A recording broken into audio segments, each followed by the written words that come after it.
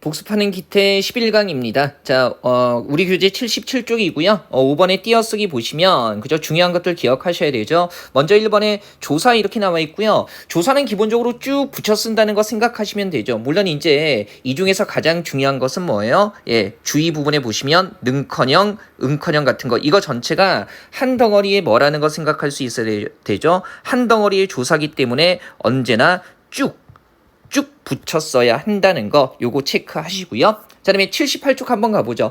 우리 왜 띄어쓰기 기본은요. 일단 기본적으로 단어별로 띄어쓴다. 그 다음에 조사는 항상 붙여 쓴다는 건데 다만 이제 붙여 쓰는 게 허용되는 것들이 있고 그 다음에 겉으로 나타나는 형태상 동일해 보이기 때문에 조심해야 되는 것들이 몇 개가 있는 거죠. 그런 것들 정도는 하시면 돼요. 보세요. 우리 괄호 2번에 의존명사, 단위를 나타내는 명사, 열과는 말 등등 나와 있는데 얘네가 다 개별적인 단어니까 기본은 띄어 쓰는 거예요. 다만 이제 1번에 동그라미 1번에 의존명사와 관련해가지고요. 요거 의존명사 지 같은 건 상당히 조심하셔야 되죠. 자, 왼쪽에 보조단 볼게요. 우리 왜 의존명사로 쓰이는 지가 있고요. 그죠? 의존명사로 쓰이는 지가 있고 그 다음에 니은지 등등 해가지고요. 어미인데 어미의 맨 끝에 이렇게 지가 들어간 친구들이 있어요. 얘네들이 문장에서 쓰일 때는요. 겉으로 나타나는 형태가 동일하기 때문에 의미상 구별을 해 주셔야 되죠. 그래서 잘 보세요. 자, 이를테면 요거 경관 시간을 나타내는 지 같은 경우는 그죠? 예, 의미상 자 의존 명사기 때문에 띄었어야 되고요. 그 다음에 막연한 의문이나 그리고 추측을 나타내는 문장에서의 지 같은 경우는 의존 명사 지가 아니라 그냥 어미 끝에 지가 나타나는 거기 때문에 붙였어야 되는 거죠. 이 예문은 정말 시험에 잘 나오는 예문들이죠. 그래서 떠난 지 사흘 만에 돌아왔다 그러면 떠나고 나서 사흘 지나서 해가지고요. 경과한 시간을 나타내는 거니까 의존명사 지예요. 그죠? 띄었어야 하고요. 그죠? 그 다음에 얼마나 부지런한지 세 사람 몫의 일을 해낸다 그랬을 때 이거 보면 우리 왜 얼마나 같은 것들이 이제 물음, 의문을 나타내는 말이잖아요. 그래서 이런 말들이 쓰이게 되면 당연히 의문을 나타내는 의미일 수밖에 없고요. 그럴 때는 이때 지는요. 그죠? 어미의 일부이기 때문에 쭉 붙여줘야 한다라는 거 요거 생각하시면 되죠. 그 다음에 동그라미 2번 범주 한번 보시면 단위를 나타내는 명사의 띄어쓰기 나와 있어요. 기본은 별개의 단어니까 띄었어야 되고요. 다만 이제 붙였을 수 있는 경우들을 잘 정돈을 하셔야 되는데 왼쪽에 보조단 볼게요. 그죠? 특히 이제 단위를 나타내는 명사 같은 경우에 쉽게 생각하면 뭐예요?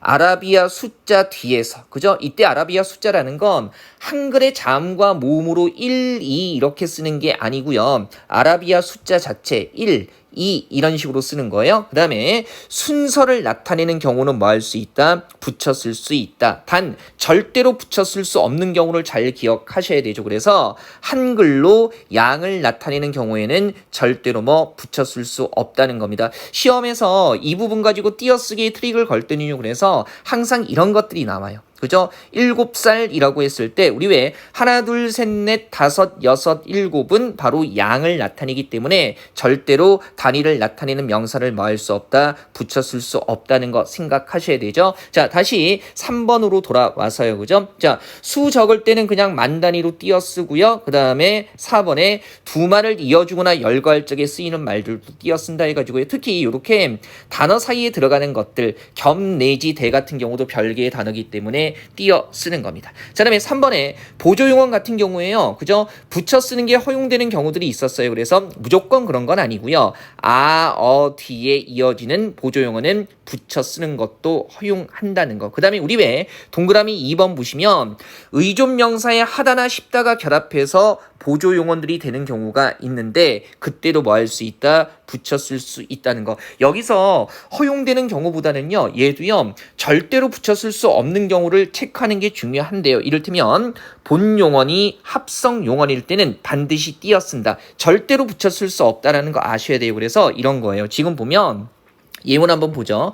내가 덤벼들어 보아라라고 했을 때 일단 우리가 요게 보조용언이라는 게 내가 보아라라고 했을 때는요. 덤벼들어 보아라의 보아라와 그냥 보아라는 의미가 다르기 때문에 이때는 뭐가 되는 겁니까? 예, 이때는 그죠? 뭐가 되는 거예요? 보아라가 보조용언이 되는 거예요. 그죠? 보조용언이 되는 거고, 그 다음에 얘가 보조용언이기는 한데 이런 거죠. 보조용언이라는 거 파악되고 나니까, 다음에 이어지는 거니까 붙였을 수 있는가라고 붙였을 수 있는 거 아닌가라고 생각하겠지만, 보세요. 보조용언, 앞용언을 그냥 보면 돼요. 그러면 합성용언 이런 거 따질 필요도 없이, 잠깐만. 덤벼들다가, 덤비다 들다, 그 다음에 두 개가 결합한 거니까, 이때는 보조용언 보아라를 붙였을 수가 없구나. 그래서 이렇게 붙여 쓰는 것이 틀린 거라는 거 생각하시면 됩니다. 그죠? 자, 뭐 합성 용언인가 아닌가를 떠나서 어나 아 다음에 이어지는 보조 용언이 있는데 다만 이때 앞 용언이 두 개 이상이 결합돼 있는 것이면 절대로 붙여 쓸 수가 없는 거예요. 그렇게 단순화해서 정리하시고요. 그 다음에 4번 범주 한번 보시면 자 이런 거죠. 고유명사나 전문용어 쓸 때 핵심은 이거예요. 성과 이름, 성과 호, 즉 성 바로 다음에 이름이나 호가 나왔을 때는 쭉 붙여 쓰고요. 그런 경우가 아닐 때는 다들 별개의 단어니까 띄어 쓴다는 겁니다. 그래서 여기 소리가 하나 연습해 보면 이런 거 있잖아요. 이충무공. 이렇게 쓰면 이거 맞아요? 틀려요? 틀린 거예요. 자, 호가 두 글자든 세 글자든 성 바로 다음에 호나 그 다음에 뭐 이름, 호나 이름 그 다음에 자 같은 게 나올 때는 언제나 뭐 붙여 쓴다는 거죠. 그래서 이충복원 같은 경우에 이렇게 쓰면 안 되고요. 그죠? 어떻게 써야 되는 겁니까? 이충무공 했을 때 성 바로 다음에 호가 나왔을 때는 이렇게 쭉 붙여 써준다는 거 이것만 잘 확인하시면 되겠습니다. 최근의 경향을 보면 띄어쓰기가 아주 복잡하게 나오지는 않는데요. 그래도 기본적인 것 포함해가지고 나중에 우리가 어법 완성 단계에서 조금 더 알아두기는 하셔야 돼요. 일단 가장 중요한 거 먼저 기억해 두시고요. 자, 그다음에 문장부호 한번 보겠습니다. 79쪽이고요. 문장부호 보시면 자주 나오지는 않죠. 일단 마침표와 관련해서 가장 중요한 것은요. 아라비아 숫자만으로 연, 월, 일을 표시할 때 핵심은 뭐예요? 그렇죠. 1 단위까지 마침표를 분명히 찍어줘야 한다라는 거고요. 그 다음에 2번에 물음표에서 중요한 것은요. 특히 동그라미 2번 선택적인 물음이 있을 때는 어디? 맨 끝에만 물음표를 쓴다 알아두시면 되고요. 그 다음에 4번에 쉼표 쪽으로 바로 가죠. 그죠? 그래서 짝을 지어 구별할 때 쓰는 거 말고요. 그 다음에 3번도 체크해 두죠. 바로 다음 말과 직접적인 관계 있지 않음을 나타낼 때 이를테면 우리가 수업 시간에 이 부분은 이미 봤었고요. 요런 거 의미 분명해줄 때 쓰는 거거든요. 그래서 예쁜 누나의 친구 이런 거 있었을 때 이 상태로 그대로 두면 예쁜이 누나를 꾸미는지 친구를 꾸미는지 알 수가 없는 거죠. 그래서 이럴 때 이렇게 쉼표를 찍어주게 되면 그죠? 누나가 아니라 그죠? 쉼표 다음의 말과 관련이 없다라는 걸 보여주는 것이기 때문에 예쁜 다음에 쉼표를 찍으면 누나가 아니라 뭡니까? 친구가 예쁘다는 거예요. 친구를 꾸며준다는 거 알아두시면 되고요.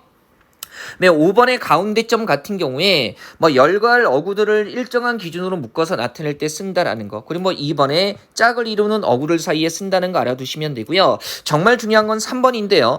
특정 기념일을 나타내는 숫자 사이에 가운데점 이렇게 쓰게 되고요. 이때는 가운데점 말고 뭡니까? 마침표를 쓸 수도 있다는 거. 요거 가볍게 봐주시면 되겠습니다. 자, 복습하는 기태 11강은요. 이 정도로 해서 정돈할게요.